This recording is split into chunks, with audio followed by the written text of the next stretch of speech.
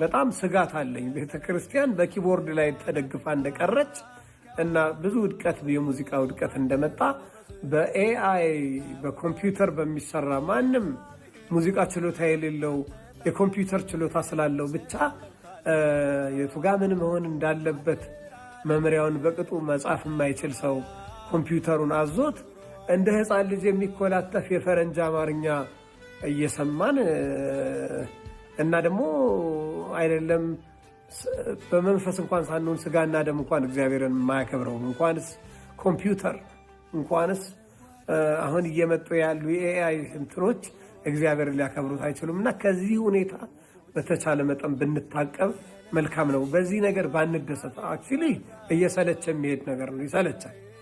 እንደምታውቁት በድሮ ጊዜ ፎቶግራፍ ይነሳ የነበረው ብላክ ኤንድ ዋይት ነው። ከዛ ደግሞ ከለር ምናምን እየሆነ መጣ። ከዛ ደግሞ ምናምን በፎቶ ደግሞ ሾፕ ሰዎችን አስመስሎ ባልነበሩበት ማዋል ሁሉ መጣ።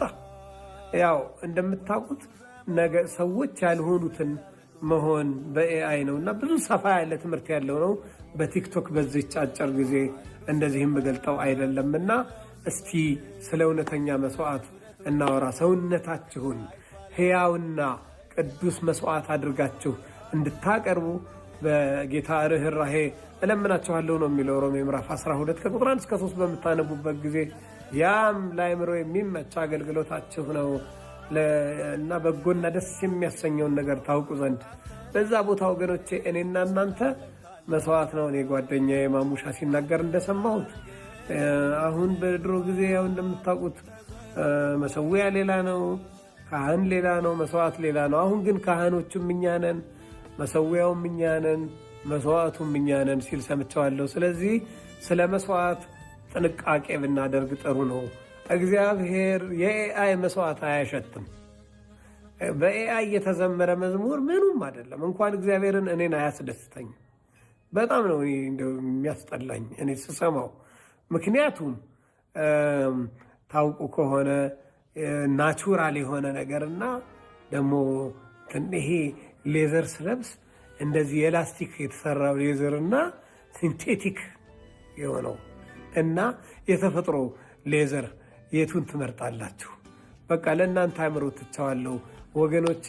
እግዚአብሔር አምላክ በሚቃጠል ከመስዋዕት ይልቅ እግዚአብሔር አምላክ ታውቃላችሁ ከተሰበረ ልብ የሚዘመር ከተሰበረ ልብ የምናዘጋጀው ዝግጅት ብዙ መንገድ በእግሮቻችን ሄደን ወንጌል ስንሰብክ ወንጌል የሚሰብኩ እግሮች እንዴት ያማሩ ናቸው። በጣም ያስደንቃል። ስለዚህ መስዋዕታችንን ዛሬ እናስተካከል።